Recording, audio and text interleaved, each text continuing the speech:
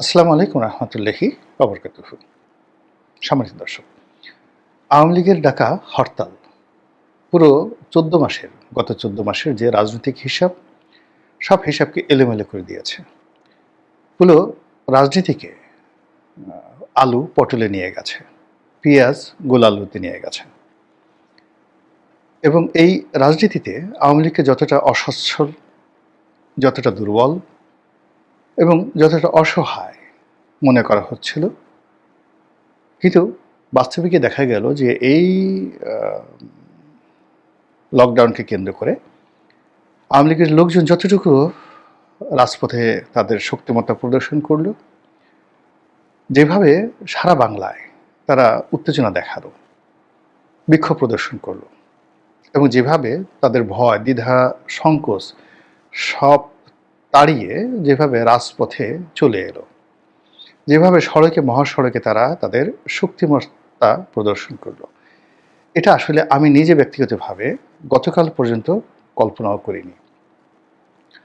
পদ্মা সেতুতে যে ঘটনা ঘটেছে, ভাঙ্গাতে, মাওয়াতে যে ঘটনা ঘটেছে, ফরিদপুর খুলনা মহাসড়কে যে ঘটনা ঘটেছে, মানে এটা আমি আসলে কল্পনা করতে পারিনি। এইভাবে লাঠি সোঁটা নিয়ে, ঢাল নিয়ে, তলোয়ার নিয়ে, সরকি নিয়ে গ্রামের সাধারণ মেহনতি মানুষ রাজপথ অবরোধ করবে, এবং সেখানে পুলিশকে আসলে এত, তাদের যে সংখ্যা, যারা বিক্ষোভ করে তাদের সংখ্যা এত বেশি যে পুলিশ এখানে আসলে সফট হতে হয়েছে, কৌশল অবলম্বন করতে হয়েছে। সরাসরি এখানে পুলিশ অ্যাকশনে যেতে পারেনি, অন্যবারের মতো, গোপালগঞ্জের মতো। তো এটা কেন হলো, কিভাবে হলো, এটা নিয়ে আসলে যারা সরকারের কর্তা ব্যক্তি আছেন এবং বিএনপি জামাত যারা লোকজন আছেন, তাদেরকে এই বিষয়গুলো বুঝতে হবে।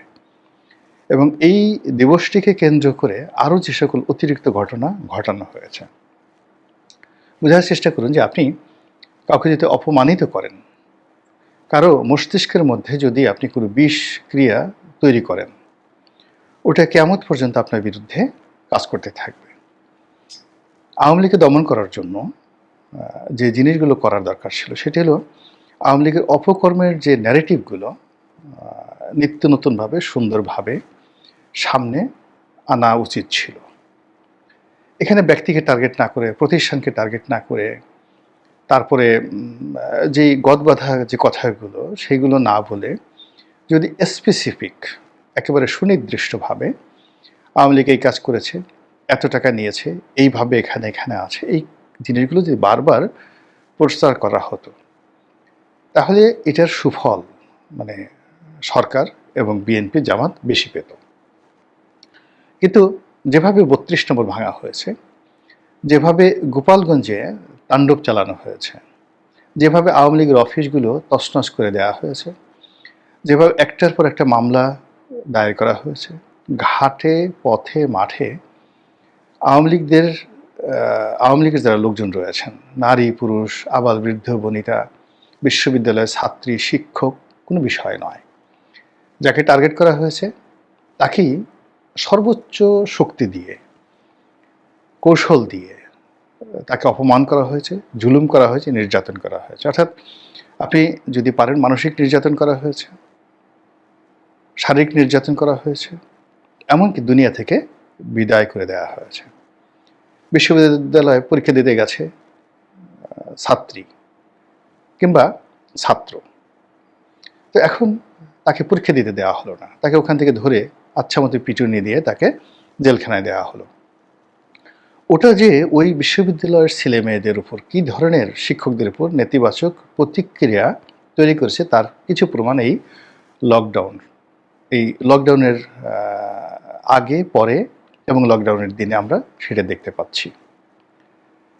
২ নম্বর হলো যে আপনি যখন একটা মন্দ কাজ করবেন, আপনার মধ্যে একটা আতঙ্ক কাজ করবে। যেমন টিএসসিতে দেখা গেল যে এনসিপির সাহসী নেতা, একজন সাহসী নেতা, তার একটা ভিডিও ফুটেজ একেবারে ভাইরাল হয়ে পড়েছে, পিছনে একটা পটকা ফুটেছে, তিনি তার কাজকর্ম ফেলে রীতিমতো দৌড়ে সাংবাদিকদের গাড়িতে উঠেছেন, এরকম একটা ভিডিও ফুটেজ এসেছে। এটা কিন্তু হওয়ার কথা নয়। মানে বিপ্লবের যে স্পিরিট, তারা শেষ দিন পর্যন্ত ফিদেল ক্যাস্ট্রো, নেলসন ম্যান্ডেলা, অথবা যাকে বলা হয় ইয়াসির আরাফাত ওনাদের মতো